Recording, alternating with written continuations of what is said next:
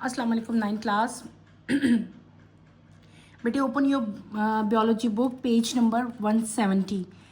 Last topic में हमने mean and median जो है वो बेटे कंप्लीट कर लिया था। आज नेक्स्ट पार्ट जो है वो नंबर 3 जो है डेट इज़ मोड, वो हम स्टार्ट करेंगे। What is mode? The mode is the value that appears more frequently in the data set. A data set have one mode, more than one mode और no mode at all. What is mode? Mode क्या है कि बेटे किसी भी data में, जो भी आपके पास डाटा है, उस डाटा में जो आपका नंबर, जो वैल्यू जो है, जो बार बार आती है फ्रीक्वेंटली, फ्रीक्वेंटली का मतलब होता है ज़्यादा बार आती है, बार बार रिपीट होती है, उसको हम लोग क्या कहते हैं? मोड कहते हैं। डाटा के सेट में एक मोड भी हो सकता है, एक से ज़्यादा भी हो सकता है और मोड नहीं भी हो सकता। ये बात आपने याद रखनी है। नेक्स्ट पेज नंबर 171 पे अगर आप आते हो तो आपको लिखा हुआ है स्टेप टू कैलकुलेट मोड, कि आपने मोड को कैसे कैलकुलेट करना है। Count the frequency of each value in the data set. आपने हर वैल्यू की फ्रीक्वेंसी का मतलब होता है उसका नंबर, यानी कि वो कितनी दफ़ा रिपीट हुआ है, ये आपने काउंट करना है। जो नंबर सबसे ज़्यादा दफ़ा आया होता है उसको हम लोग क्या कहते हैं? उसको हम लोग कहते हैं मोड। क्या कहते हैं? मोड। एग्जांपल्स यहाँ पे आपको दी हुई हैं बेटे। एग्जांपल नंबर 1 आप देखो, कंसीडर द डाटा। एक डाटा है 150, 160, 65, 55 एंड 160। अब आप इसकी फ्रीक्वेंसी देखो। फ्रीक्वेंसी का मतलब होता है, इसको देखो, ये 150 कितनी दफ़ा आया हुआ है? एक दफ़ा। 160 कितनी बार आया है? 2 दफ़ा। 165 कितनी दफ़ा आया है? एक दफ़ा। और 155 कितनी दफ़ा आया है? एक दफ़ा। इसका मतलब ये हुआ कि 160 की फ्रीक्वेंसी 2 है, यानी कि 2 बार आया है। तो इसका मतलब ये हुआ कि इस डाटा में 160 जो है वो क्या होगा बेटे? मोड होगा।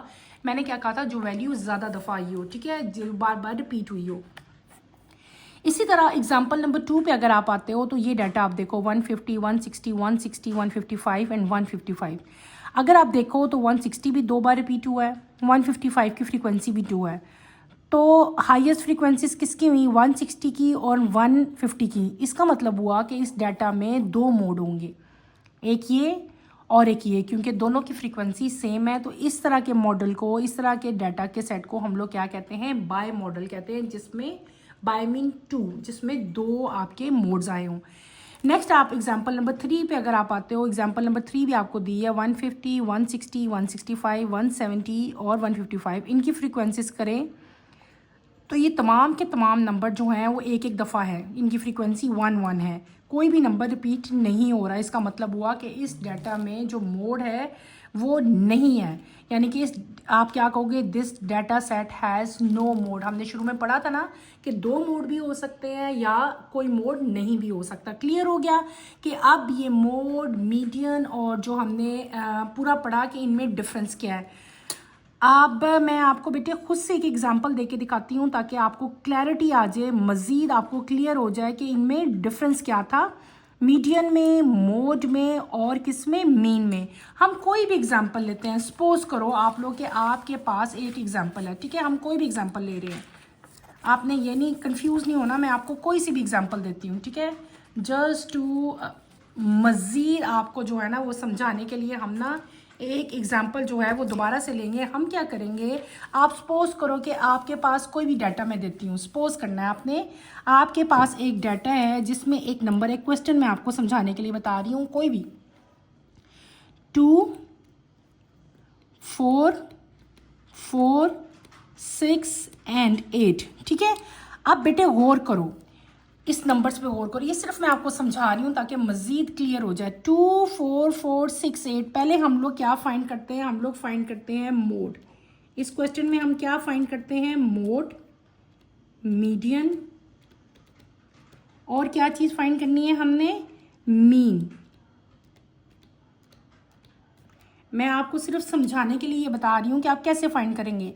मोड का हमने क्या कहा था कि जो नंबर बार बार रिपीट होगा, ये भी 4 है, ये भी 4 है, इसका मतलब है ये नंबर 2 दफ़ा, इसकी फ्रिक्वेंसी क्या है? 2 है, ये नंबर 2 दफ़ा रिपीट हुआ है, तो हमारा मोड क्या हो जाएगा? मोड यहाँ पे हमारा 4 हो जाएगा। क्लियर हो गया। अब हम आते हैं मीडियन।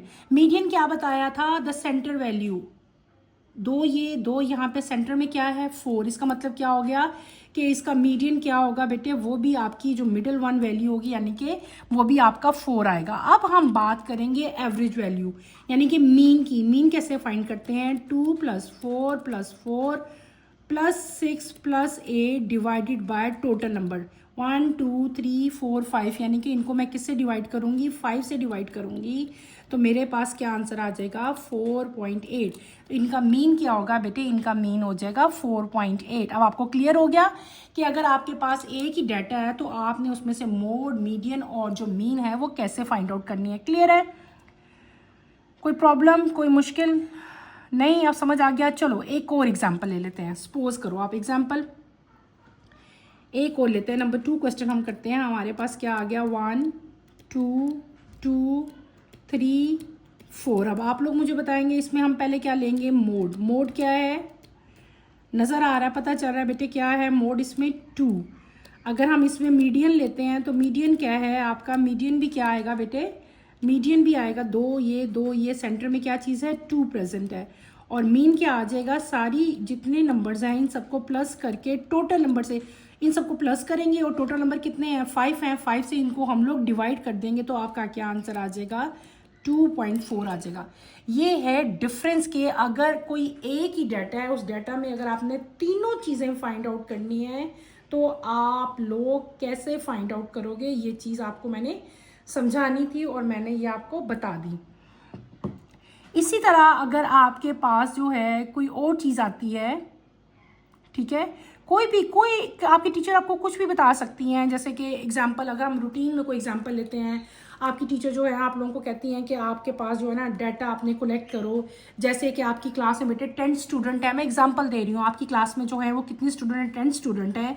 3 बच्चे जो हैं, 3 स्टूडेंट फुटबॉल प्ले करते हैं, 2 स्टूडेंट जो है ना वो बास्केटबॉल प्ले करते हैं, 4 बच्चे जो हैं वो क्रिकेट प्ले करते हैं और 1 स्टूडेंट ऐसा है जो कि टेनिस प्ले करता है। अगर मैं आपसे कहूँ कि इस डाटा के अंदर आप लोग मुझे बताएं कि मोड क्या है, तो आप लोग देखोगे सबसे ज़्यादा स्टूडेंट जो है वो कौन सी गेम जो है ज़्यादा फ्रीक्वेंसी किसकी आ रही है, तो ज़्यादा फ्रीक्वेंसी आ रही है क्रिकेट की, यानी कि 4 स्टूडेंट क्रिकेट खेल रहे थे ना, तो आपका जो मोड आएगा वो क्या आएगा, क्रिकेट आएगा, क्योंकि क्रिकेट सबसे ज़्यादा बच्चे प्ले कर रहे थे, यानी कि फ्रीक्वेंट नंबर जो था वो क्रिकेट आ रहा था बार बार। फिर क्या है फ्रीक्वेंसी, यानी कि इसकी ज़्यादा है।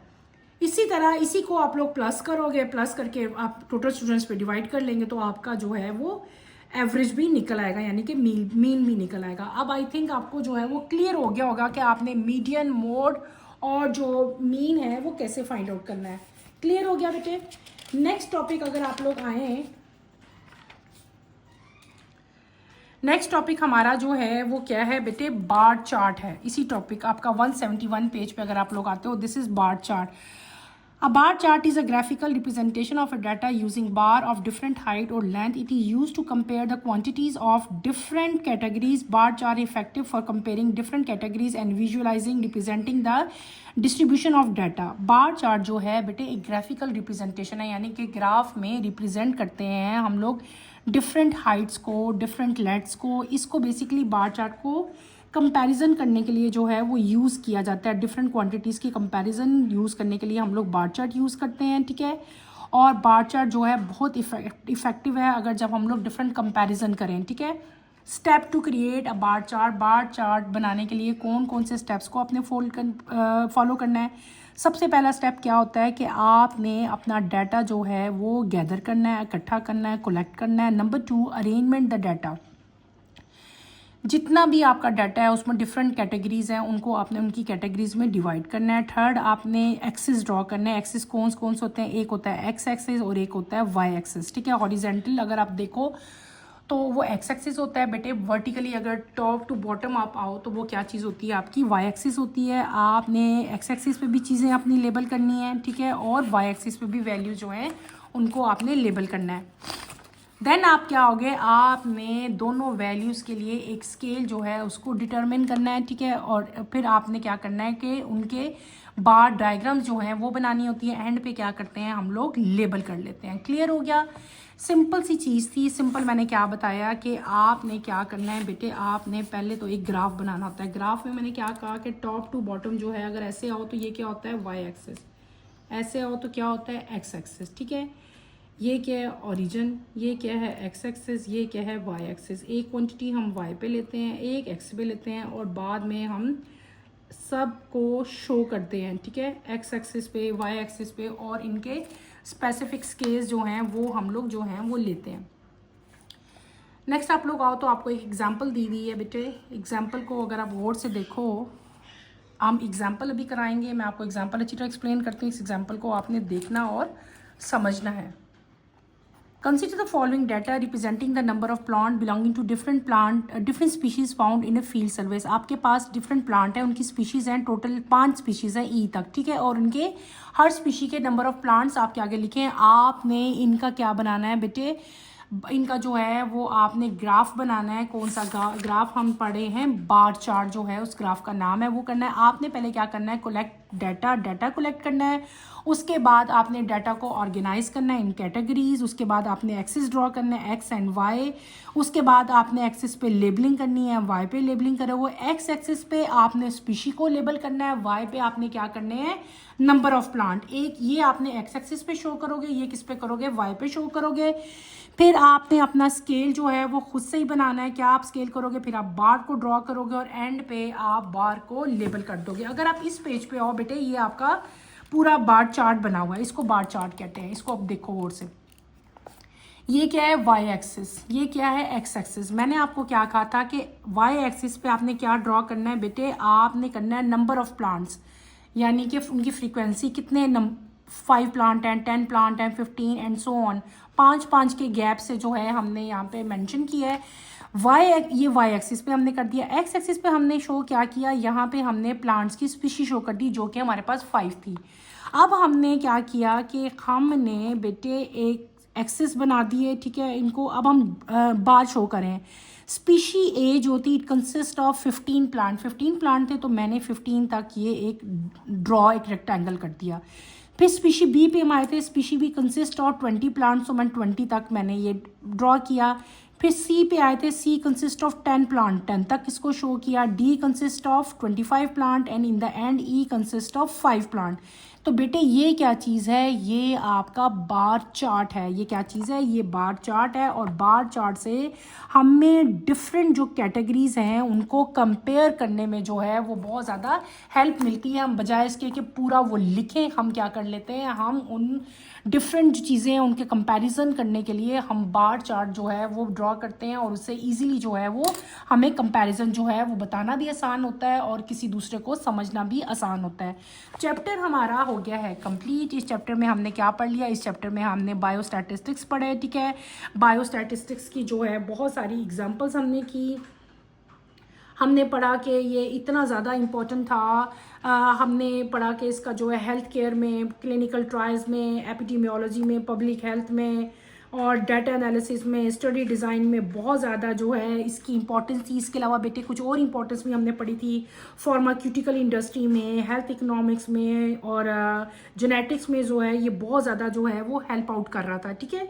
मैं आपको फर्दर ये एग्जांपल जाते जाते और दे देती हूँ कि हम आपको जो हम लोग बायोस्टैटिस्टिक्स करते हैं बेटे, इसकी बहुत इंपॉर्टेंस है। एक कॉमन एग्जांपल मैं आपको देती हूँ कि कोई भी अगर रिसर्चर है, वो जो है कोई भी नई मेडिसिन जो कि उसने ब्लड प्रेशर के पेशेंट्स के लिए बनाई है और वो एक्सपेरिमेंट जो है वो कंडक्ट कर रहा है, तो वो क्या करेगा बेटे, 2 तरह के ग्रुप बनाएगा। ये एग्जांपल मैं आपको मज़ीद एक्सप्लेन करने के लिए दे रही हूँ कि वो क्या करेगा, वो बेटे ब्लड प्रेशर मेजरमेंट करेगा बिफोर एंड आफ्टर ट्रीटमेंट, यानी कि ट्रीटमेंट शुरू करने से पहले, यानी कि उसने अपनी मेडिसिन को चेक करना है ना, तो ट्रीटमेंट शुरू करने से पहले और ट्रीटमेंट शुरू करने के बाद 2 तरह की वो रीडिंग्स लेगा, ठीक है। एक को वो कहेगा ट्रीटमेंट ग्रुप और एक को कहेगा कंट्रोल ग्रुप।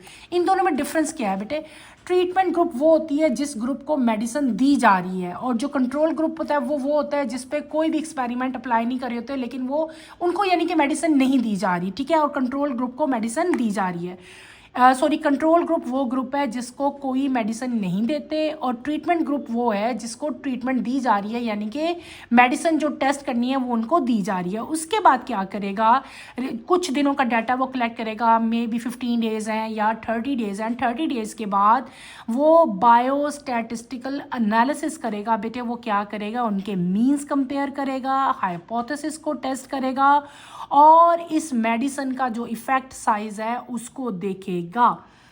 उसका एनालिसिस होगा कि जो न्यू मेडिसिन है वो सिग्निफिकेंटली ब्लड को जो है वो लो कर रही है कि नहीं कर रही, ठीक है।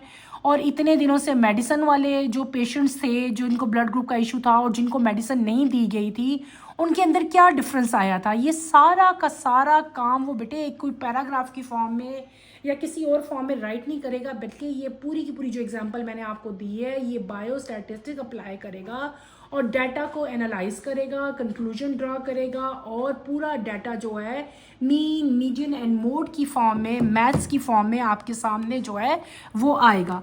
उसके बाद हमने क्या पढ़ लिया, हमने मीडियन, मोड और जो मीन है वो पढ़े थे और इन द एंड हमने क्या पढ़ लिया था, बार चार्ट बेटे कंप्लीट कर लिया था। आपका ये चैप्टर कंप्लीट हो गया है, बहुत ईजी चैप्टर था।